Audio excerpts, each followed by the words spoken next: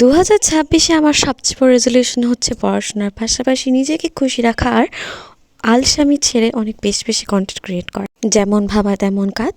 সেদিন ছিল ঢাকায় 12 ডিগ্রি সেলসিয়াস। আমি আলসামি ছেড়ে বিছানা থেকে উঠেই মেকআপ ভিডিও করতে বসে পড়ি।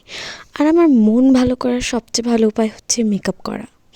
তো আমি বসে পড়ি আমার মেকআপের বক্স নিয়ে আর মায়ের আলমারি থেকে একটা শাড়ি নিয়ে।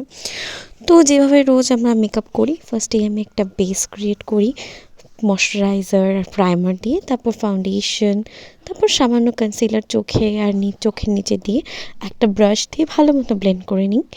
আর তারপরে আই মেকআপে আমি বেশি কিছু করিনি। ফার্স্টে একটা পিঙ্কিশ ব্রাউন কালারের শেড নিয়ে চোখে দিয়ে, তারপর আরেকটা ব্রাউন কালারের শেড সামনের দিকে দিয়ে, একটা গোল্ডেন কালারের শিমার শেড নিয়ে জাস্ট চোখের উপরে হাত দিয়ে দিয়েছিলাম।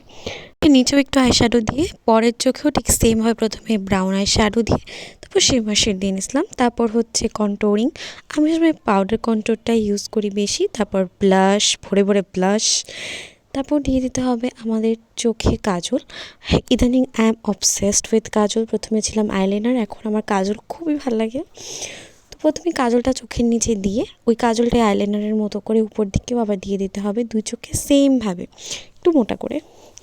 আর কাজল পরে তো চোখ থেকে জল পড়াটা স্বাভাবিক, আমার সাথে হবেই এটা আমার। তারপর লাস্ট আই মেকআপ কমপ্লিট করার জন্য যাবে মাস্কারা দিলে আমাদের আই মেকআপ কমপ্লিট। তারপর লিপস্টিকটা বেশি হয়ে গেলে এরকম করে টিস্যু দিয়ে মুছে নিয়ে তারপর উপর দিয়ে দিতে হবে লিপ গ্লস। আর এই লিপ গ্লসটা কিন্তু আমি আমার মায়ের থেকে এনে এই লিপ গ্লসটা ইউজ করেছিলাম।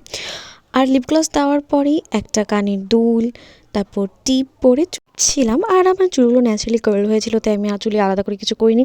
আমি কিন্তু অনেক ছবি তুলছি, সেগুলো আমি খুব শিগগিরই পোস্ট করবো।